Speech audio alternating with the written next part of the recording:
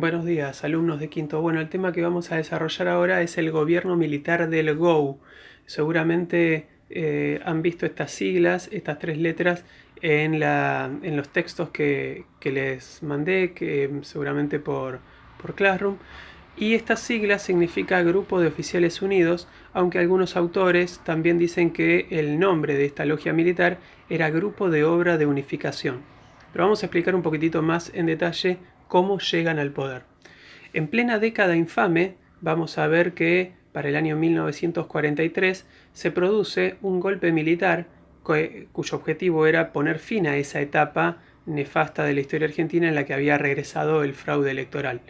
Vamos a ver que precisamente el grupo militar que encabezó este golpe de Estado era precisamente este grupo, el GO. El GO era ni más ni menos que una logia militar, una especie de organización secreta dentro del ejército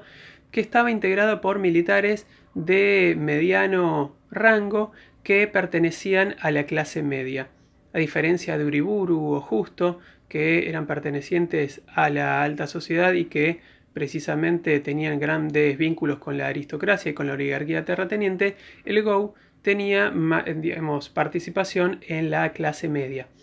Vamos a ver que el objetivo del GO era precisamente evitar que se realizaran las elecciones de 1944 y precisamente esas elecciones sabíamos que el candidato de la Concordancia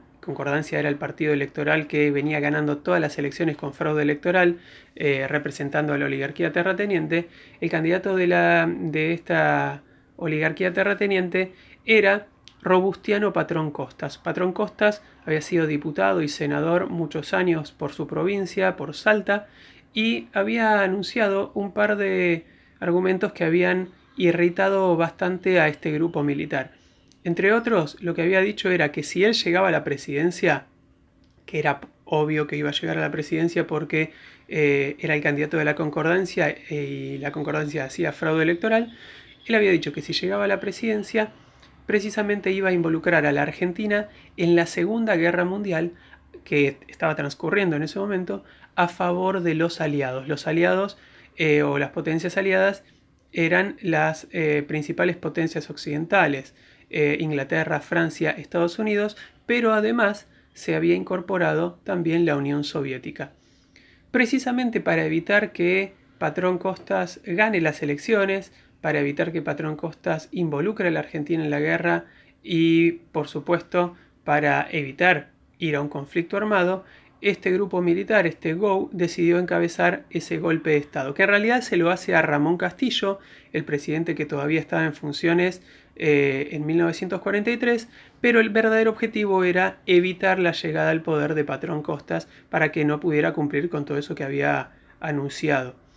Vamos a ver que el golpe se realiza el 4 de junio de 1943. Vamos a ver que dentro del golpe militar hay varias figuras de renombre en aquel momento.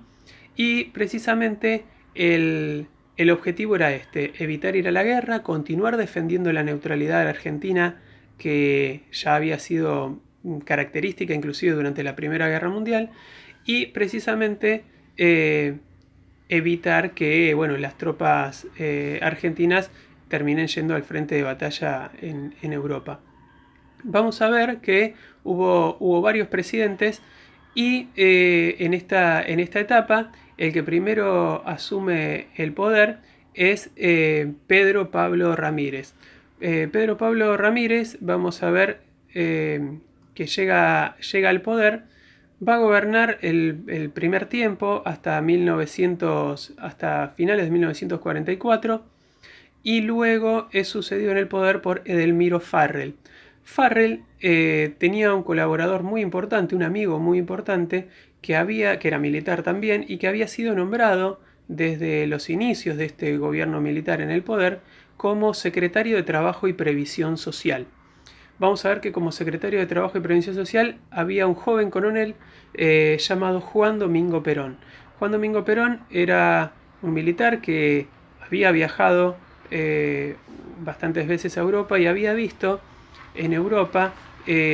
cómo el Partido Laborista inglés había ido logrando el apoyo de los trabajadores a partir de una serie de medidas que impulsaban los derechos de los trabajadores. Entonces, desde la Secretaría de Trabajo y Previsión Social, cargo que tenía Perón, empezó a otorgar estos derechos laborales que nunca antes se le habían otorgado a la clase trabajadora, a la clase obrera.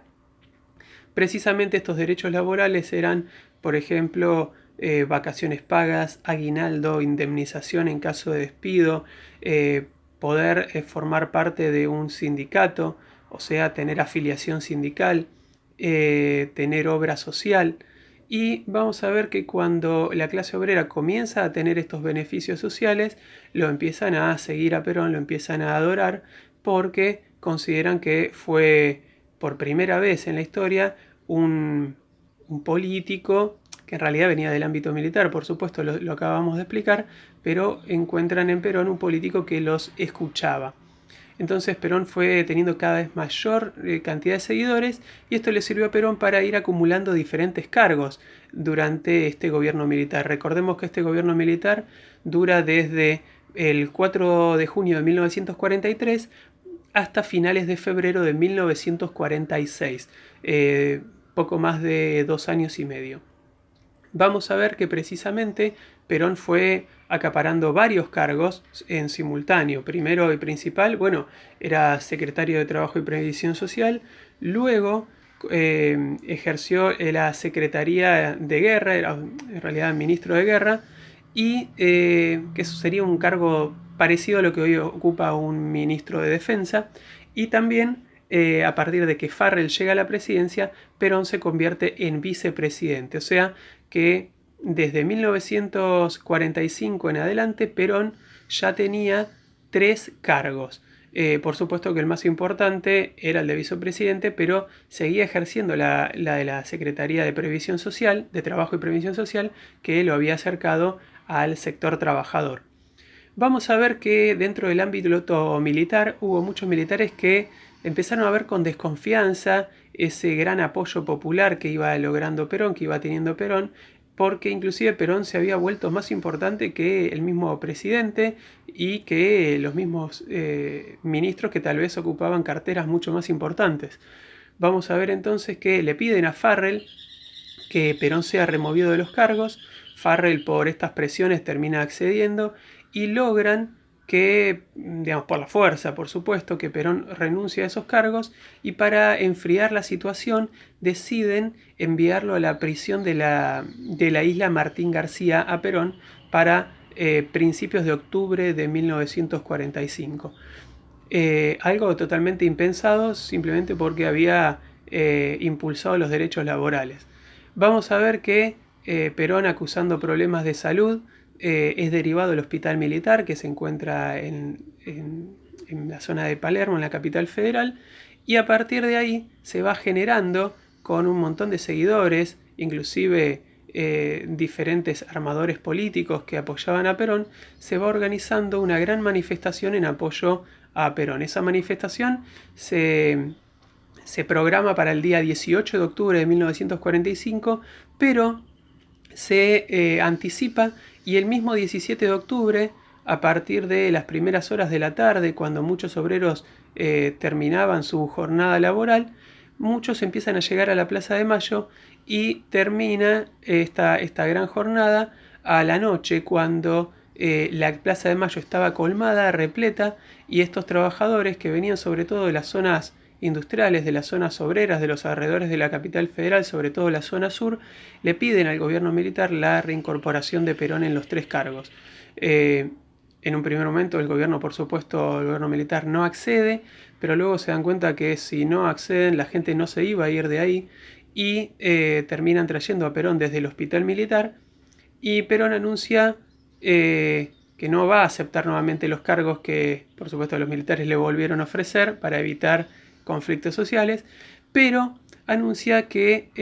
desde el balcón de la plaza de ahí de la Casa Rosada, anuncia que va a ser candidato presidencial para las futuras elecciones que se van a realizar en finales de febrero de 1946. Es ahí donde Perón tiene muy poco tiempo porque estaban en octubre del 45 y las elecciones eran en febrero del 46, y es ahí donde emprende su campaña electoral por todo el país, se hace conocido en diferentes